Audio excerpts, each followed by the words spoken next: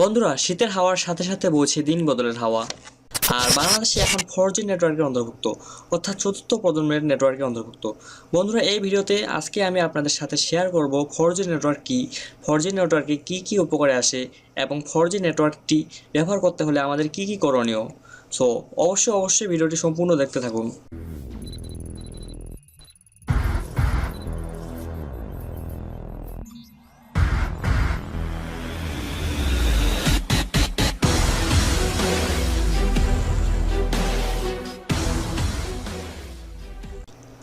বন্ধুরা, প্রথমেই আলোচনা করব 4G কী। 4G শব্দের পূর্ণরূপ হচ্ছে ফোর্থ জেনারেশন বা চতুর্থ প্রজন্ম। আমরা এর আগে যে নেটওয়ার্কগুলো ব্যবহার করতাম সেই নেটওয়ার্কগুলো ছিল 2G, সেকেন্ড জেনারেশন অর্থাৎ দ্বিতীয় প্রজন্ম। তারপরে আসলো 3G অর্থাৎ তৃতীয় জেনারেশন, এবং এবার আমরা এক ধাপ এগিয়ে গেলাম অর্থাৎ 4G বা চতুর্থ প্রজন্মের নেটওয়ার্ক। 4Gর মূল সুবিধা, এই নেটওয়ার্কে সর্বোচ্চ গতিতে তথ্য আদান প্রদান করা সম্ভব। বন্ধুরা, এবার চলে আসি 4Gতে আমাদের কী কী উপকার হবে।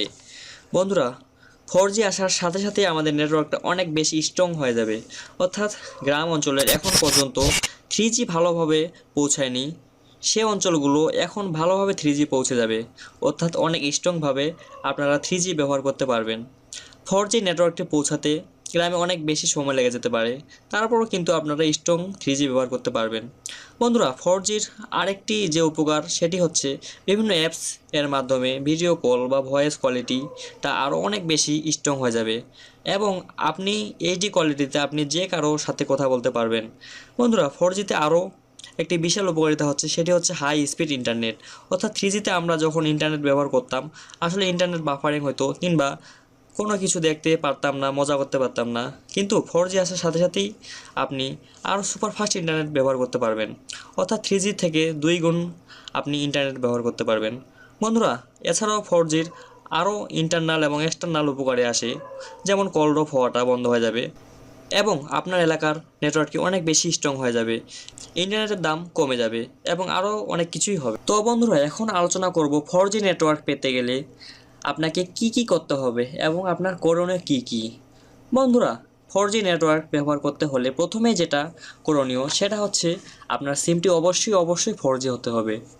যদিও বন্ধুরা, এক সময় প্রতিটি সিম অটোমেটিক 4G হয়ে যাবে, তারপরও এখন আপনি বাজারে গেলে 4G সিম কিনতে পারেন এবং প্রত্যেকটা সিম 4G বের হচ্ছে।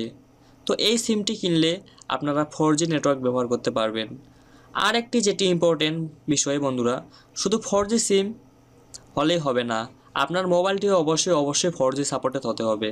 একটি জিনিস লক্ষ্য করলে বুঝতে পারবেন যে আমাদের দেশের গ্রামে গঞ্জে যারা স্মার্টফোন বা অ্যান্ড্রয়েড ফোন ব্যবহার করে থাকে, সেগুলো বেশিরভাগই কিন্তু 2G বা 3G সাপোর্টেড। তাই আপনারা যদি 4G নেটওয়ার্ক ব্যবহার করতে চান, অবশ্যই আপনার 4G সাপোর্টেড ফোন দেখে কিনবেন।